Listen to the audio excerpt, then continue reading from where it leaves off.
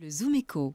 Les députés partent en guerre contre l'optimisation fiscale des entreprises du CAC 40. Axel de Tarlé, dans leur collimateur, ce sont ces montages exotiques via l'Irlande ou les Pays-Bas et qui permettent aux grands groupes de ne pas payer ou payer très peu d'impôts. Oui, alors comment ne pas être scandalisé par toutes ces magouilles, hein. C'est la députée socialiste Karine Berger, très en pointe sur le sujet, qui révèle que 8 entreprises du CAC 40 ne payent pas d'impôts sur les bénéfices en Et France. pourtant, elles en font des bénéfices. Voilà, et puis il y a cette fameuse étude de 2010 du Conseil des prélèvements obligatoires qui a montré que les entreprises du CAC 40 ne payaient en moyenne que 8% d'impôts sur les bénéfices, donc bien moins que le taux théorique de 33%.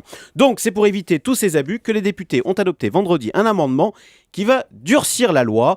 Seront considérés comme abusifs les montages dont l'objectif principal est de payer moins d'impôts et non plus l'objectif exclusif, comme c'est le cas jusqu'à présent. Donc avec ce changement de mot, avec ce changement sémantique, eh bien le fisc aura bien plus de facilité maintenant pour traquer les abus et redresser les entreprises. Alors, côté patronat, on n'a pas de mots assez durs, on parle d'une folie. C'est un aveu de culpabilité, non, de réagir aussi vivement contre cet amendement? Oui, en même temps, sans évidemment légitimer les montages dans les paradis fiscaux. Reconnaissons en toute honnêteté que vouloir payer moins d'impôts, c'est un réflexe très naturel. Et c'est ce que nous faisons tous, plus ou moins, en tant que contribuables, quand on défiscalise via un programme Duflot, par exemple, ou même tout simplement quand on ouvre un livret A qui est net d'impôts.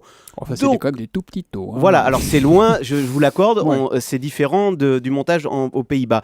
Mais néanmoins, il faut faire, et c'est ce que dit le patronat, il faut faire attention à ne pas tomber dans l'excès inverse et dire, dès qu'une entreprise veut réduire ses impôts, boum, sanction. Et c'est d'ailleurs ce qui inquiète le gouvernement, qui était contre cet amendement déposé vendredi par les députés socialistes.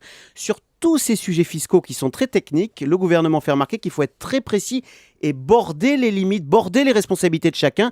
Sinon, c'est vrai, le risque, c'est que la France devienne pour le coup franchement un enfer fiscal avec des taux d'imposition déjà très élevés et des agents du fisc en toute liberté, qui auront tous les droits pour harceler et redresser les grandes entreprises qui finiront par partir. Donc vous le voyez, bien sûr c'est légitime de lutter contre les abus, mais le chemin est étroit entre la lutte contre la fraude et le harcèlement fiscal. On a l'impression que c'est un peu la quadrature du cercle quand même. Voilà. Merci Axel de Tarlé. Le chemin est étroit entre la lutte contre la fraude et le harcèlement fiscal, nous dit Axel ce matin sur Europe 1.